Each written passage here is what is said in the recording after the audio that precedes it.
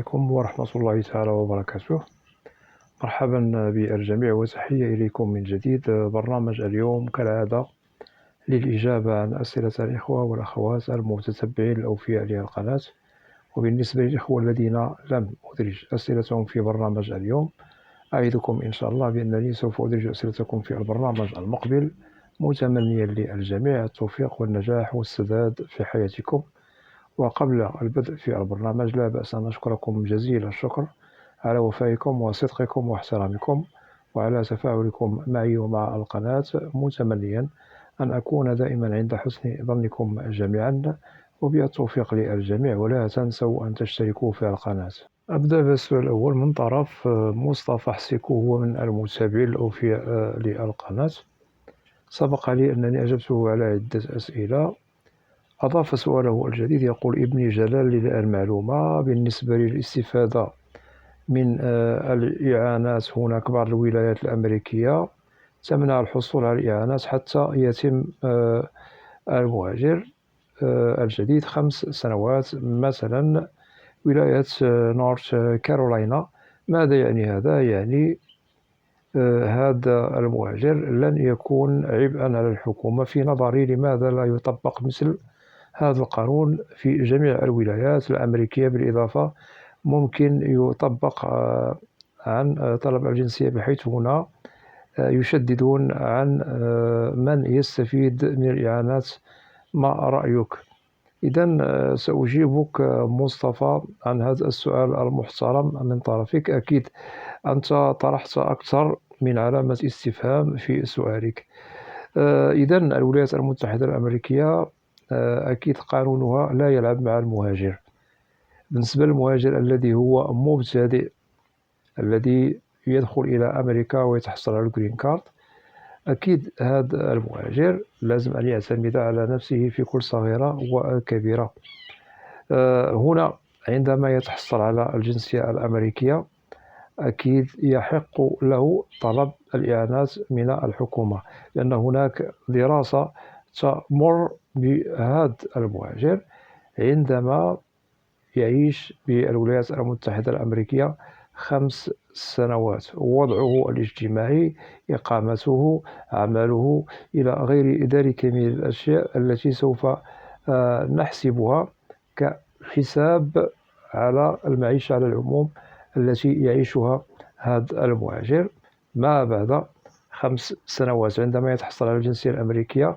وفي حالة فرضا وضعه أنه يعني لديه مشكل في استئجار سكن، أو لديه مشكل في المعيشة وإلى غير ذلك، فهنا ممكن أن يقوم بالتقديم على طلب يعني الحصول على إعانة من الحكومة الأمريكية. ينظر إلى وضعه، عندما سوف نجد بأنه يستحق يعني الحصول على الإعانة سوف تمنح له الإعانة. أكيد هذا بالنسبة للمهاجر الذي يتحصل على الجنسية الأمريكية. عندما نجد بأنه ممكن له أن يحصل على الإعانات، أكيد تمنح له هذه الإعانات.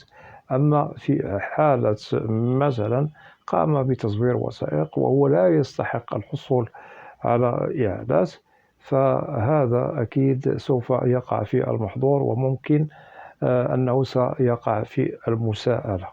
هذا للتأكيد. إذن الولايات المتحدة الأمريكية قانونها صارم فيما يتعلق بمنح الإعانات إلى المهاجرين بالولايات المتحدة الأمريكية. أكيد أنت كما تفضلت، هناك بعض الولايات تمنع الحصول على الإعانات حتى يتم المهاجر الجديد 5 سنوات، مثلا ولاية نورث كارولاينا. وهناك ولايات أخرى. وإن شاء الله أعدك مصطفى بأنني سأقوم يعني بتنزيل برنامج أسلط فيه الضوء على التساؤل المطروح من طرفك، نوضح الولايات التي تمنع يعني الحصول على الإعانات، وكذلك الولايات التي تمنح يعني حصول إعانات للمهاجرين. إذن نؤكد على نقطة مهمة: ليس من هب ودب ممكن أن يقوم يعني بطلب الحصول على الإعانات بالولايات المتحدة الأمريكية. رغم أننا سوف نجد ولايات يتساهل أو تتساهل في منح يعني الإعانات إلى المهاجرين، ولكن قبل أن تمنح له يعني هذه المساعدات أكيد يمر يعني في بحث دقيق إلى أن أكيد يتحقق من كل صغيرة وكبيرة تتعلق بالمعيشة التي يعيشها. هل يستحق يعني منحه هذه الإعانة بنعم أو لا؟ هذا للتأكيد. وأنت كما تفضلت مصطفى أكدت بأنه لماذا هذا القانون لا يسري على جميع الولايات الأخرى.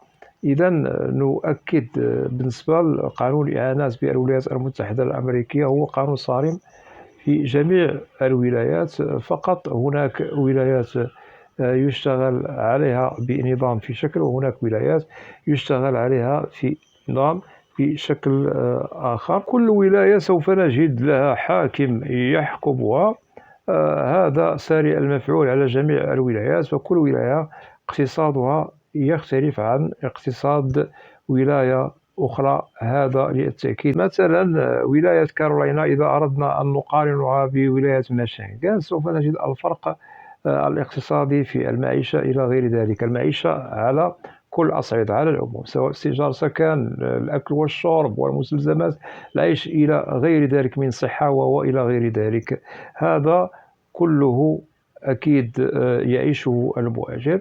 في حالة كما وضحنا يستحق الحصول على الإعانات يحصل عليها، في حالة أنه لا يستحق الحصول عليها لا يمكن أن يحصل عليها. هذا للتأكيد. وهذا هو القانون الساري المفعول في الولايات الخمسين بالولايات المتحدة الأمريكية. مصطفى، وأعدك بأنني إن شاء الله عما قريب سأقوم بتنزيل برنامج عن الإعانات التي تقدم للمهاجرين الجدد أو القدماء بأمريكا، متمنيا لك التوفيق. ننتقل للأخ صبحي، هو من المتابعين الأوفياء للقناة، يقول بأن لم الشمل عائلي بأمريكا يسير بسرعة جدا هذه الشهور. نعم، وهذا أكيد عائد للاشتغال الذي يسري بنظام لدى مصالح الهجرة بالولايات المتحدة الأمريكية. كذلك السفارات أو القنصليات الممثلة لوزارة الخارجية الأمريكية خارج أمريكا تشتغل بشكل منظم، ليس هناك من مشكل. عندما نجد بأن والحمد لله المقابلات تسير بشكل منظم خارج الولايات المتحدة الأمريكية، أكيد مصالح الهجرة بأمريكا التي تدرس الملفات تسير بشكل منظم، وهذا يدل على أن كل شيء إن شاء الله آتي فيه خير. وهذا يتضح في النشرات الشهرية المتعلقة بلم الشمل العائلي والمتعلقة بالهجرة على العموم إلى أمريكا. ننتقل للأخت وفاء مو، تقول شكرا جزيلا. العفو الأخت وفاء ومرحبا بك. أنتقل للأخ كرم كمانشي، يقول أول مشاهدة وتعليق قبل المشاهدة. بالتوفيق أخي جلال، نتمنى أن يكون يعني الجديد إن شاء الله. الجديد آتي أخي كرم كمانجي، فقط نستبشر خيرا في القادم، وإن شاء الله تابعوا القناة، وأيها مستجد إن شاء الله سوف أوافيكم بأول عبر القناة. متمني لكم التوفيق ومرحبا بك. أنتقل إلى ميدو، تقول عندي سؤال لو سمحت. لو زوجي أمريكي مصري وعندي طفل 6 سنوات أخذ الجنسية الأمريكية عن طريق الأب، لكن مولود في مصر، إيه أسرع طريقة لدخول الزوجة إلى أمريكا دون انتظار وقت كثير؟ وشكرا. إذا هنا للتأكيد، ما دام أن الزوج متحصل على الجنسية الأمريكية والطفل لديه 6 سنوات، ممكن أن يقدم لكم يعني، واعلموا بأنه التقديم سيتم من داخل الولايات المتحدة الأمريكية. تعطى لكم أكيد الأولوية بحكم أن الزوج هو جنسية أمريكي والأصل أكيد هو مصري. بالنسبة للمدة المنتظرة ليست بالطويلة، بحكم أن الزوج لديه الجنسية الأمريكية، طفل عمره 6 سنوات حاصل على الجنسية الأمريكية تعطى له الأولوية في المدة المنتظرة، ليس هناك من مشكل.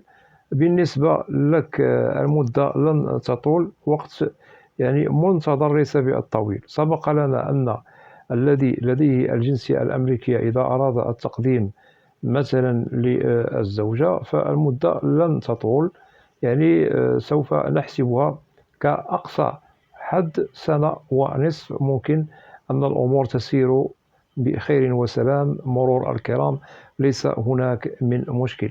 هذه هي أسرع طريقة لدخول الزوجة إلى الولايات المتحدة الأمريكية.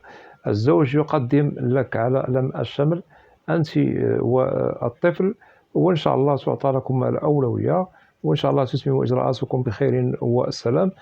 أنتقل للأخ سيمو. سيمو يقول: والله جلال ولد الناس دائما يعطينا نصائح، الله يرحم من رباك. العفو أخي سيمو، وتشكر على التعليق المحترم المطروح من طرفك، متمنيا لك التوفيق ومرحبا بك دوما في القناة، متمنيا لك مسار موفق في حياتك. أنتقل للأخت عطاء تقول: سلام أستاذ جلال. وعليكم السلام. هل أمريكا توفر المعيشة الكريمة لجميع المهاجرين؟ إذا الأخت عطاء، بالنسبة للولايات المتحدة الأمريكية أكيد عندما نهاجر لها بصفة قانونية نتحصل على الجرين كارد، أكيد المهاجر يعتمد على نفسه في كل صغيرة وكبيرة.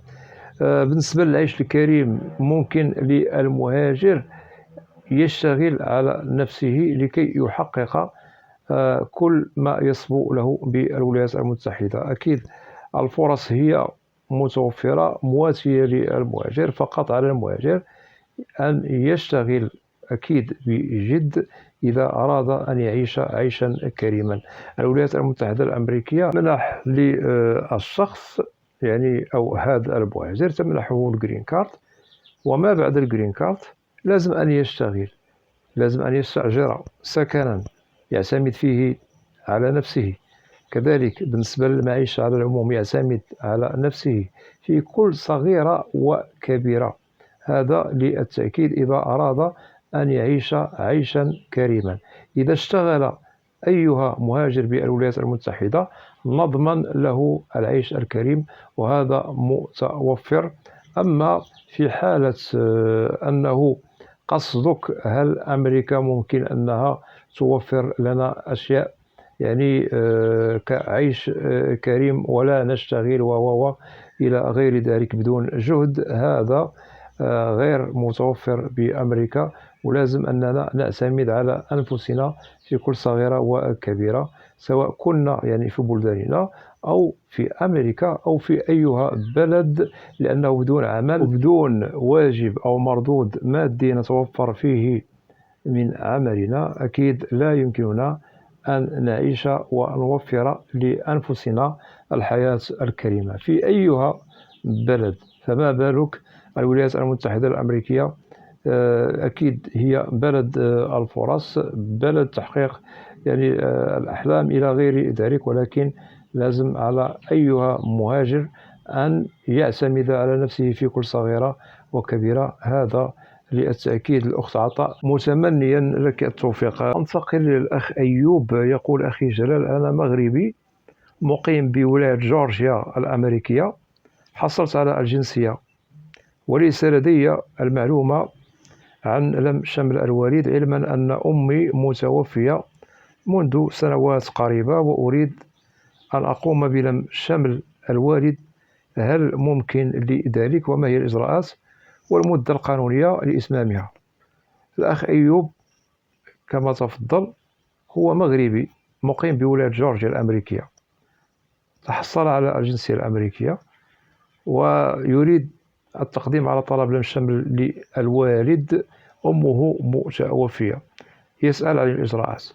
إذا أخي أيوب، ممكن لك العودة إلى برامج عبر القناة وضحت فيها نقاط مهمة عن تأشيرة لم شمل الوالدين إلى الولايات المتحدة، سواء الوالدين معا الأب والأم، أو الأم لوحدها أو الأب لوحده. أنت كما تفضلت الأم متوفية، ممكن لك التقديم للوالد لوحده. التقديم أكيد مخول لك من طرف قانون الهجرة الأمريكي بحكم أنك متحصل على الجنسية الأمريكية. التقديم يتم لدى مصالح الهجرة داخل أمريكا، وبالنسبة للمدة قد تصل في حالة مثلا فرضا تأخر الملف أو استجابة الملف للنهاية، فالمدة قد تصل إلى سنتان. أما في حالة أن كل شيء على ما يرام فممكن الملف لا يأخذ وقتا طويلا، قد تصل المدة إلى سنة ونصف ونزيد فوقها بضعة أشهر قليلة. هذا للتأكيد بالنسبة للم شمل الوالد إلى الولايات المتحدة الأمريكية. المدة وضحناها لك. بالنسبة للإجراءات تتم بأمريكا. في حالة الأمور تمت بخير وسلام أكيد يتم النداء على الوالد ببلدكم الأم بالصفاء أو القنصلية الأمريكية بمدينة الدار البيضاء المغرب لأجل إتمام إجراءات للحصول على الفيزا، وهذا مخول لكم، ليس هناك من مشكل. إذا أخي أيوب، في حالة أنه لديك تساؤل آخر أو تريد يعني استشارة فممكن أن تتواصل معي عبر القناة، وإن شاء الله أعدك بأنني أجيبك إلى أن تصل إلى بر الأمان. متمني لك التوفيق ومرحبا بك. انتقل الأخ عبد الرزاق يقول: أستاذ جلال، السلام عليك وعلى متابعيك. وعليكم السلام. نشكرك على ما تقدمه في قناتك. العفو، هل من جديد بخصوص اللوتري الأمريكي؟ والله لا زلنا ننتظر ونحن في قلق دائم. المرجو جواب وشكرا. سأجيبك الأخ عبد الرزاق. ليس هناك من مستجدات ونستبشر خيرا في القادم. ليس هناك من جديد بخصوص اللوتري الأمريكي، سواء القرعة الأمريكية التي أكيد إجراءاتها متوقفة وأكيد هناك إخوة فائزون بها، وكذلك بالنسبة للوتري لسنة 2027 لا زال يعني لم يتم إصدار تاريخ التقديم على اللوتري الأمريكي لسنة 2027، وقد مرت شهور يعني طويلة. إذا أخي عبد الرزاق، ليس هناك من جديد. انتظار في هذه الحالة هو سيد الموقف. ريثما نتوصل بالمستجدات وسأوافقكم بها أول بأول عبر القناة، وأتمنى أن تكون في الموعد. متمني لك التوفيق ومرحبا بك. انتقل للأخت لبنى تقول: السلام عليكم أستاذ جلال. وعليكم السلام. سؤالي عن الدراسة بالولايات المتحدة، هل ممكن أن أقدم عليها علما أنا طالبة جامعية في بلدي وأريد الدراسة هناك بالولايات المتحدة الأمريكية؟ فماذا يجب علي فعله للتقديم على الدراسة بأمريكا؟ وشكرا جزيلا. إذا الأخت لبنى، هناك برامج عبر القناة وضحت فيها نقاط مهمة عن كيفية التقديم على فيزا دراسة بأمريكا في الجامعات الأمريكية. أكيد لازم أن تتوفر فيك جميع الشروط والمؤهلات المطلوبة، وأكيد المصاريف والتكاليف هي باهظة الثمن. وقبل التقديم أكيد هناك إجراءات تتبع من البداية إلى أن نصل إلى بر الأمان للحصول على الفيزا والدخول إلى الولايات المتحدة للدراسة بالجامعات الأمريكية، لأنك كما تفضلت أنت طالبة جامعية في بلدك الأم. إن توفرت فيك الشروط والمؤهلات مكتملة، ونؤكد على المصاريف والتكاليف التي ستخول لك الدراسة بأريحية بالجامعات الأمريكية، لأنها تتطلب من المتمدرس أو الطالب الجامعي يعني مبالغ كبيرة لإتمام الدراسة بالولايات المتحدة الأمريكية. أكيد هناك تقديم ضروري لازم الاشتغال عليه قبل الحصول على هذه التأشيرة. ضروري قبل التقديم على هذه التأشيرة التواصل مع جامعة أمريكية ممكن اختيارها، وعندما ستختارين الجامعة وتأتيك الموافقة تبدأ الإجراءات تتبع وتتبع إلى أن نجمع جميع يعني الوثائق أو المستندات المطلوبة. آنذاك ممكن إن شاء الله أن نقدم يعني هذا الملف لدى السفارة أو القنصلية الأمريكية في بلدكم الأم، ثم تنتظري منحك يعني التأشيرة. الشرط الأساسي والمهم الذي ضروري أن نجده متوفر في الطالب الجامعي لأجل الحصول على فيزا طالب جامعي بالولايات المتحدة هي المبالغ أو التكاليف والمصاريف التي ضروري منها، وهذا سوف يكلفكم الكثير، هذا للتأكيد. وإن شاء الله خير الأخت لبنى، نتمنى لك التوفيق، وممكن لك العودة إلى برامج عبر القناة، ستجدي كل ما تسألين عنه. سبق لي أن وضحت عن كيفية التقديم على فيزا طالب مهني أو طالب جامعي بالولايات المتحدة، وسوف تستفيدي أكثر وأكثر، وهذا كله عبر القناة. متمنيا لك التوفيق، وأكتفي بهذا القدر من الأسئلة، وأتمنى من الإخوة والأخوات الذين لا زالوا لم يشتركوا في القناة أدعوكم إلى الاشتراك في القناة وتفعيل زر الجرس ليصل إليكم كل جديد، ولا تنسوا أن تدعمونا دائما بلايك لكي ينتشر الفيديو على نطاق واسع ولكي تعم المعلومة. وبالنسبة للقناة، محتواها كامل وشامل عن الهجرة والمهاجر إلى الولايات المتحدة الأمريكية بشكل عام وكتعريف. وإذا لديكم أسئلة ممكن طرحوها كتعليق، وسوف تجدوا الإجابة عبر البرنامج المعروف في القناة، برنامج أسئلة وأجوبة، لأنني لا أستثني منكم أحدا. وأود أن أشكر جزيل الشكر كل الإخوة والأخوات الذين يقومون بوضع تعليق محترمة. مرحب بكم جميعا بأسمائكم، وإلى لقاء قريب بإذن الله، والسلام عليكم ورحمة الله تعالى وبركاته.